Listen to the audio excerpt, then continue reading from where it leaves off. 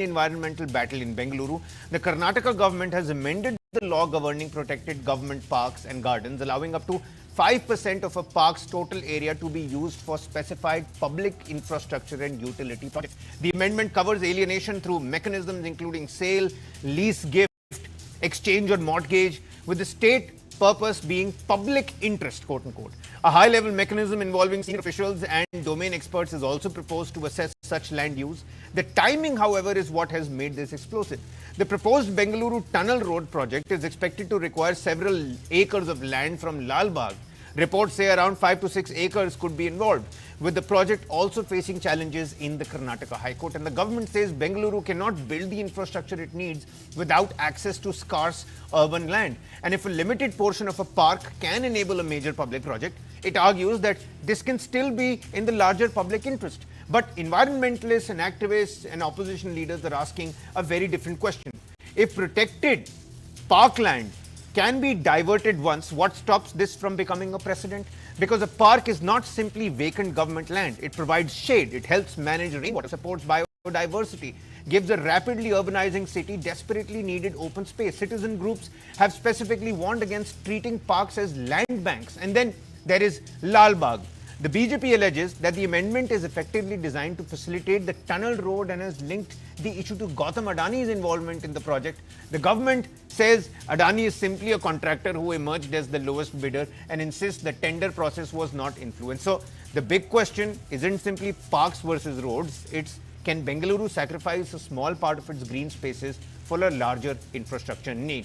Sandeep Anirudhan, social activist with us on the broadcast. Sandeep, what's your take on this? It certainly is an interesting development. I remember reading about it right in the morning. 5% here and there. What's stopping the government from taking more than 5% next time around? That's what the opposition to all of this is, the environmentalists, the activists. What's your take? Do you think in a place like Bengaluru, which needs infrastructure development, which is rapidly mobilizing in its urban spaces, can the parklands and the gardens really afford to give up more green cover, that to 5%? Kabir, this is disastrous. It comes in the wake of many other anti-environment policies of the government. This government, I think, can be classified as a real estate sarkara. It's basically a real estate government. I think all the ministers have their fingers. Previous government was 40% commission sarkara. This is real estate sarkara. This is real estate sarkara. Okay. If you look at every policy announcement of theirs, every project they've announced, these are all real estate schemes. Actually, a lot of people think the tunnel road project is about a tunnel. No. The amount of real estate scam involved in that is huge, because at every exit they have earmarked a commercial complex. These people have missed out.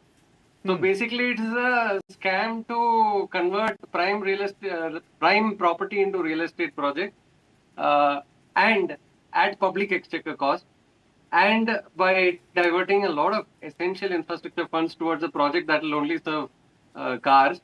So, and then you look at all the other legislations this government has passed before. It has reduced the buffer zones of lakes and stormwater drains. This is an extremely anti-environment move, because most people don't actually understand what is left in Bangalore. In 1970, we had about 70% green cover. Right now, we are left with only 2 to 3% green cover. In 5 decades, we have destroyed 97% of our green cover. Also, in 1970, almost 30 to 40% of Bangalore was wetland. So basically, all of that has disappeared. And then concretization in 1970 was only 8%. Sandeep, the case for 5%, look at some of those arguments. Do you think these are credible arguments? You've already called this disastrous and a real estate sarkara. You say Bengaluru urgently needs infrastructure in a land scarce city. Underground projects require limited surface land, roads, tunnels. These can ease congestions, and by easing congestions, emissions will go down. 5% cap prevents wholesale diversion of parkland. It's a bill. It's stipulated only 5%. And then there is going to be an expert committee over here as well. So basically, this is a route to normalize a wrong.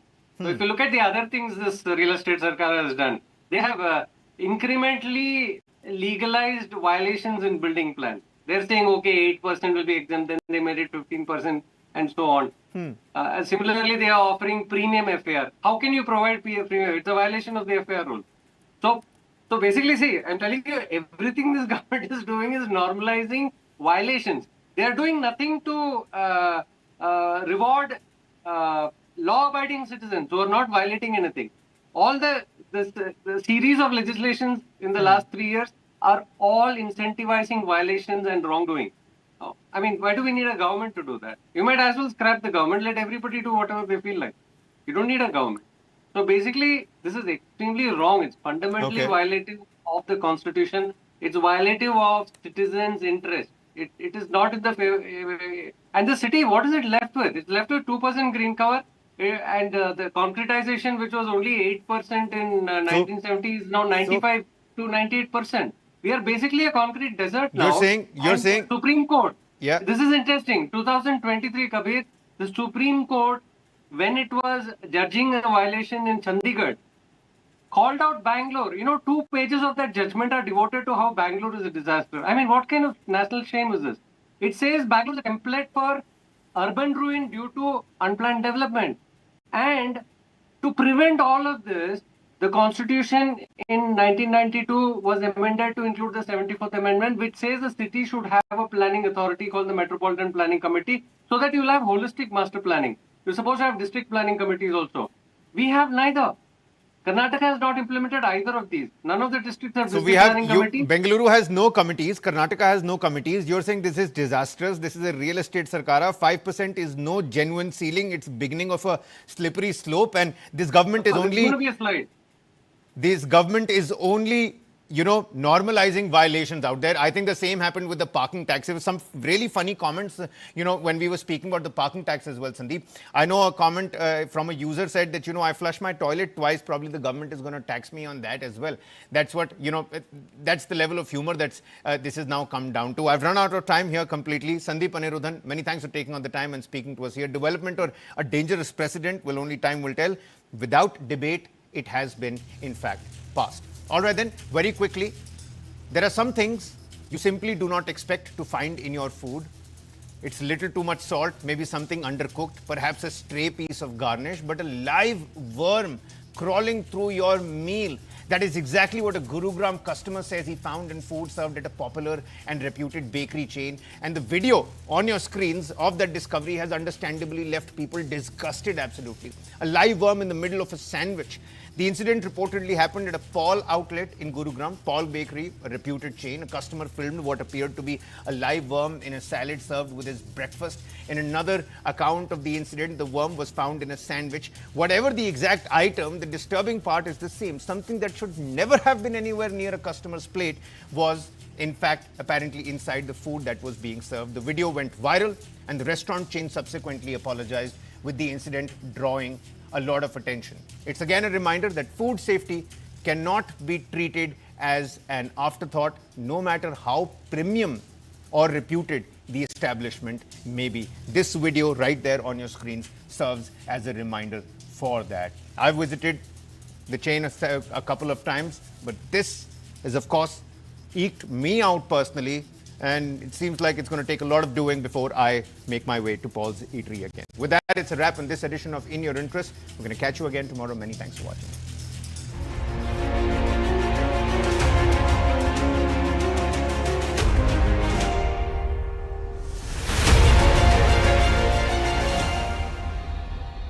Last time Kashmir गई थी ना, वहाँ खाया शहद, पर उसके लिए कश्मीर जाना पड़ेगा। अरे कश्मीर तो जाना, कश्मीर ही यहाँ आ गया। सुंदर वादियों में महकती खुशबू और रंग बिरंगे फूल, इनमें से शहद निकाल कर जमा किया जाता है असली शहद, लायन कश्मीर हनी। असली शहद, असली स्वाद। A single street in Belfast, sudden act of violence, and within hours, a city was pulled into chaos. What began as a stabbing has now ignited nights of unrest across Northern Ireland.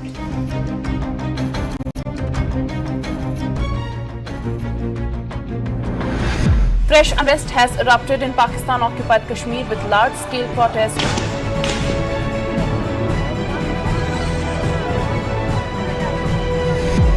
As the guns fall silent in the Iran war, Donald Trump has opened a new diplomatic front in the West Asia. not with missiles, not with sanctions, but with a bold demand. Uganda has closed its border with the neighboring Democratic Republic of Congo with immediate effect.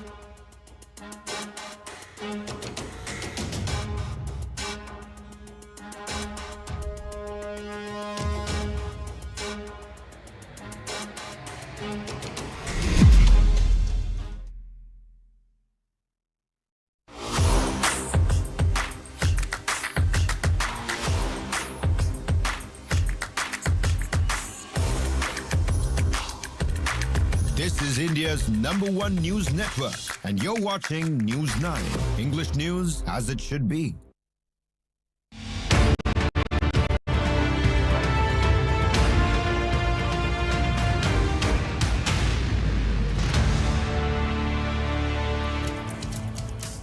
Very good evening, ladies and gentlemen. Thank you very much for joining us. You're watching Unmissable, and I'm Sneha Koshi. Our deep dive one today is about our kitchens. It's about farm to kitchen, and it's about how the onions are making some cry and the sugar is missing this sweet spot this festive season. What are we really talking about? We're talking about the price surge. Why is this happening? Is this indicative of inflation? What's the government saying? What are economists saying? And how must you be looking at this? Because it's not just about the price rise of onions and sugar in isolation. There's a whole lot of things that come together. There's a whole lot of things that's in store for you. We get you all of that. A deep dive too, ladies and gentlemen, is about Rahul Gandhi's call for smash the patriarchy.